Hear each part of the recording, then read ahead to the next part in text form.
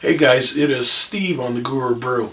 Today we are in the CNC room, and this is the room that has my two CNC routers. I thought that we would go ahead and make a project on them and talk about them some more and give you your CNC fix. You know, you guys have been asking me to do more of these, so this is it. So hang tight, we're going to talk about CNC stuff coming up next.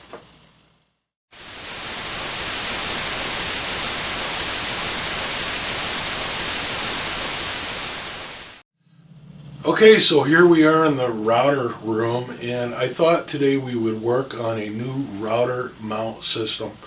I visited this problem in the past, and you can watch this last video. Last time we were in this room, I made a router mount system, and I mentioned that I was unhappy with it, and I wanted to make another one, so this is the video for that. Now, a router mount is this piece right here that's attached to this flat part, and in this case this mounting system will hold this Dremel tool, and depending on what kind of tool you mount to this is what you can do with this machine. Now, if I had a hot nozzle and extruder, I could actually turn this this machine into a 3D printer. If I mounted a laser to this, I could turn it into a laser cutter. If I put a knife on there, I could turn it into a label cutter, you know, like a plotter cutter, if you will. Anyway, I have a wish list for my Techno router, what I would like to include. The type of cutter that's over there is a full-size Craftsman wood router. So the first thing is it will have to hold that, and it will have to be steady and firm and plumb. The second wish that I want for this is it has to have a vacuum system to remove the chips, as well as a containment system to hold the chips in. And I had that on my last one. I'll probably just incorporate that same idea. The other thing I would like it to do is to have a way to quickly change the bits. So there can't be a lot of stuff in the way. It's got to be a quick change. And then the last thing that I would like to see on it is a compressed air blower nozzle system that you can aim towards the bit and cool the bit, as well as help clear chips out of the path of the cut. So those are my wishes. So the first thing we have to do is get over to the CAD machine and design it up and put some thought into it, and then we'll get over here and make it. So let's go visit the computer now. Okay, so I'm here at my computer, and this is SolidWorks, and I'm working on the mount. And this is the current mount that I'm using, made out of wood, and then it has these bolts that hold these plexiglass pieces, and that's all part of the dust shoe. You'll see what I'm talking about here when we start actually making the part. Anyway, this one over here on the right is the new part, and we're going to go ahead and make that up, and then we'll go from there. So let's get started with that. Hey Shadow, what's wrong with your eyes? Look a little weird. Well, I just came back into this room after looking at my new plans, that I don't even need to cut a new piece. This wood piece that I made here on the right works fine if I mount the metal mounting bracket upside down on this thing. It was a pure accidental happy ending on this thing, but I'm able to use the current system. Let's go in there. I'll set up the camera on the tripod and show you exactly what I mean. I don't have to cut a new part at all. I can use this old one and modify it. Let's go.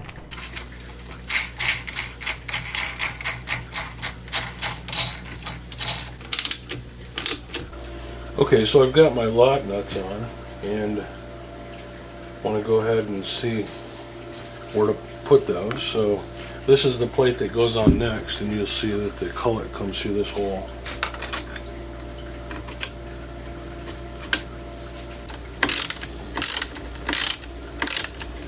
And then what I'll do is I'll just take my Dremel cut-off tool and I'll cut these studs off.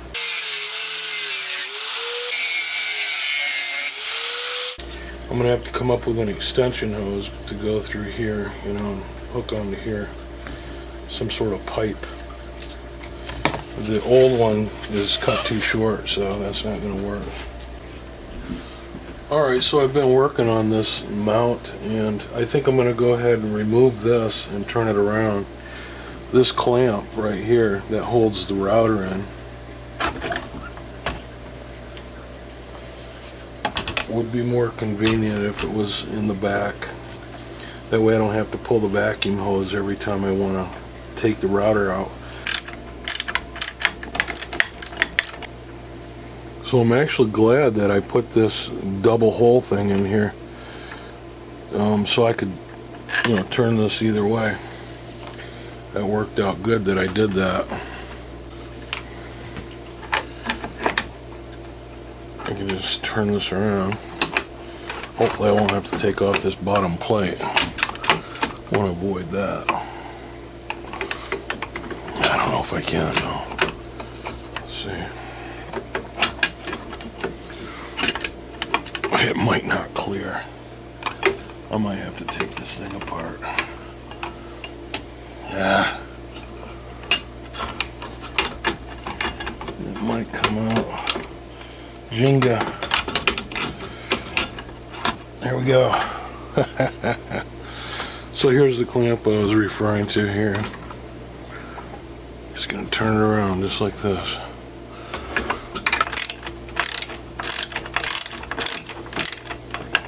Dang, that was a lot of work. Okay, so what I was thinking about is this black tube. I've got a short piece of black tube here, which I just dropped. The vacuum hose hooks into that, and I can clamp that. And then if it can join up with this one, I can cut this off. This is just a sewer pipe for a sink. And maybe join those two together, because this will fit inside this one, hopefully.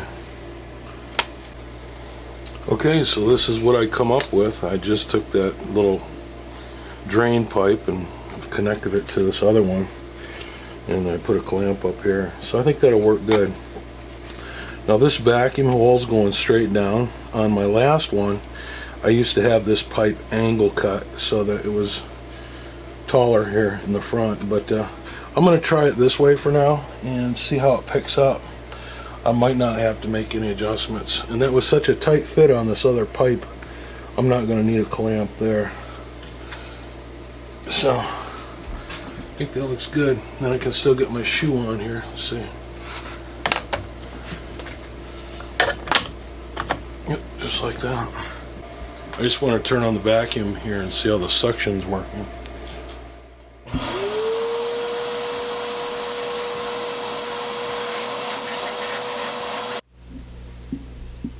I finally got this thing the way I want it.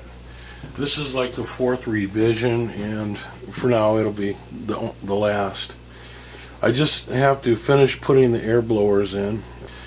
The trick to this whole thing was to take my design, my last design, and actually just flip this actual mount upside down. It used to be up here.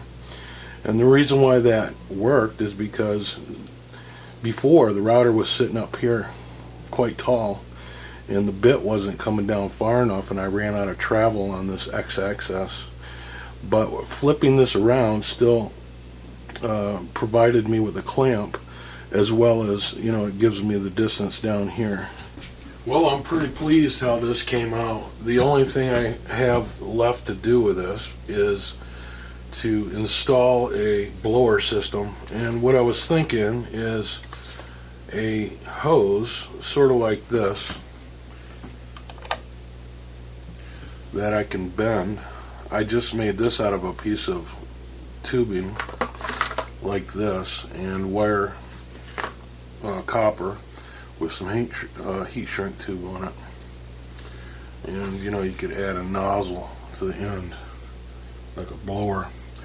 And the idea is that it comes down and it blows the bit like this. That way when I'm using it for cutting plastic and stuff like that, it'll blow the chips out of the way. I've got a hole here that I incorporated into the mount, and I found these aluminum tubes. I'm thinking about running these tubes down through this hole that I created, maybe like this, and then attaching a hose. I'll show you on this one. I've already got it figured out. Put this one in, run the hose down through, and so I'll have two of those. And then this is an aquarium regulator for each of the airlines, and it also brings one hose into two, and you can adjust the volume here. So I was thinking about mounting this here, and the air will come in through my air compressor through this hose, and I can adjust the blowers. And the only other thing I have left to do is to come up with some kind of a tip that will go from here to there. I just wanted to show you down here under my work table, this is the air compressor that will allow the airstream to go up to the top, and it has a gauge on here, and if I need more pressure in the future I can always add an air tank on here, but I think that this little air compressor will do a really good job, so I'll let you know on that. That's it. Okay, I'm at Mastercam here, and I want to make a test cut that I can see if I like my new router mount. These are some gears I made in Mastercam, and I thought it would be neat to make a little wooden gear toy. Let's go ahead and take a preview look at how this is going to cut out. And I wanted to mention how I saved this to my CNC machine in the other room. One of the users asked me in the comments how I do this. Now you could just save the G-code from here onto a flash drive and take it over to the machine and physically put it in the machine. But I'm going to show you how I save it to the network. Let's go ahead and preview this real quick. Okay, so there's my gears. I'm going to only make 3 though. Anyway, let's go ahead and save the G-code. If I hit this G1 button up here, it'll create the G-code for me. And this is where I can go to my network here and find the network files. And what I've done is I've made a folder on my CNC machine called Mach 3 files, and I just put them all in here and I save them off. Let's go ahead and say OK on this, and I'll show you what the G-code looks like. I've already done this once. So this is the G-code here, and you can see it's in line numbers going down in increments of 10. And all this code, and I'm going fast scrolling down, is what is required to make those gears. And you can see the last entry is 6,930 line numbers. So divided by 10, get the number on that, you can do the math. So anyway, that's how I saved the G-code. So this code is now over there, and it's given the name of gears too. Let's go over to the CNC machine room now and open up our code and get throwing some sawdust. Let's do that next. Okay, I've got my G-code all loaded up. This is going to be the first cut, so let's go ahead with this.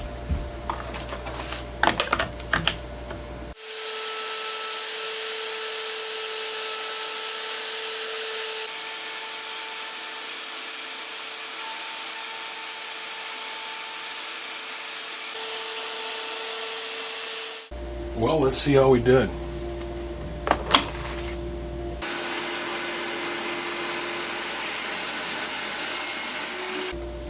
I want to make a comment real quick about the kind of bits. The first one that I used, I actually broke it, and it was one of these.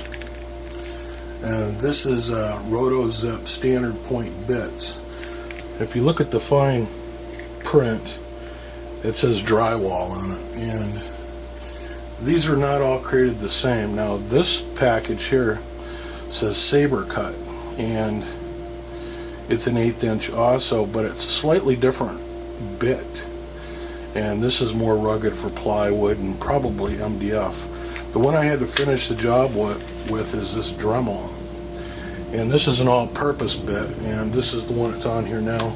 And I noticed the tip is burnt, so this is really not ideal either. I need to order some good bits for MDF that are an 1/8 inch size. So just something to think about.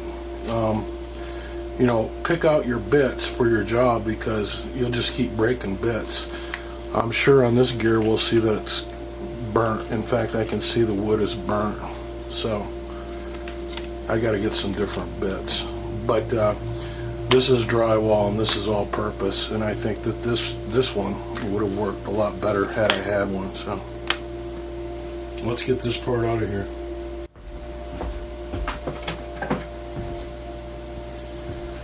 So the dust shoe worked really well. There's no sawdust on top here, only inside that groove. And I think if I would have turned on my blower system that I made here, that would have also helped to push the chips out of the cut. Okay, well, I have the parts right here, and I'm ready to put this thing together and see if it works. I'm just going to attach them with the 1/4 inch bolts, little machine screws. I'm going to slide a washer underneath each one to lift it off the deck just a little bit.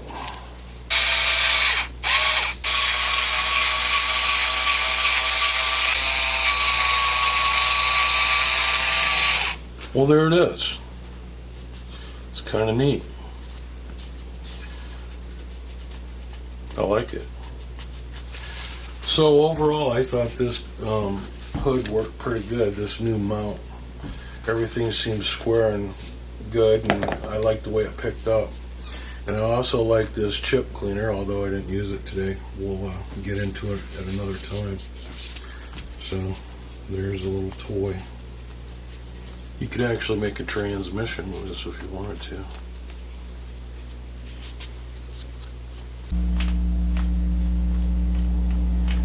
Well, it's a pretty neat toy that we made.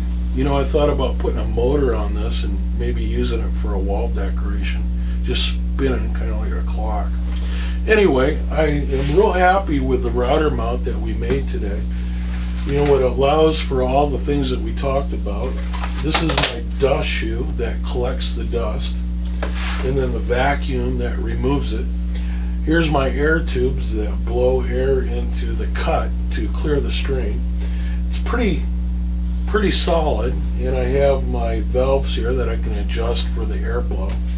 And when I want to change the router bit, I can just unclamp it and pull the whole router right out. An alternative to that I plan on installing is this. This is a kit that allows you to do a quick change on router bits. This middle piece stays with the router, and then you put your 4 favorite bits into these adapters, and then when you want to change a bit, you don't need any tools. You just pull on this and pull your tool and put it back in. This will allow it to change real quickly, and you can do everything from right down here. So I plan on installing that real soon. Hey, I hope you got your quick fix out of this CNC video. Sorry it took me so long to make the CNC videos, but we've been real busy here at the repair shop, and we get around to it eventually. We plan on doing some more, so hang out for some more CNC projects. I wanted to do a quick shout out and say thank you. We finally reached our 10,000 subscriber mark over the weekend. We're really excited about that, so thanks for all your continued support. So don't forget to hit the like, thumbs up button. Leave us a comment of some future things that you would like to see. And thanks for watching. Bye for now. Hey guys, this is Steve. Thanks for watching. Hey, don't forget to subscribe if you like this video, and be sure to rate and comment. See ya.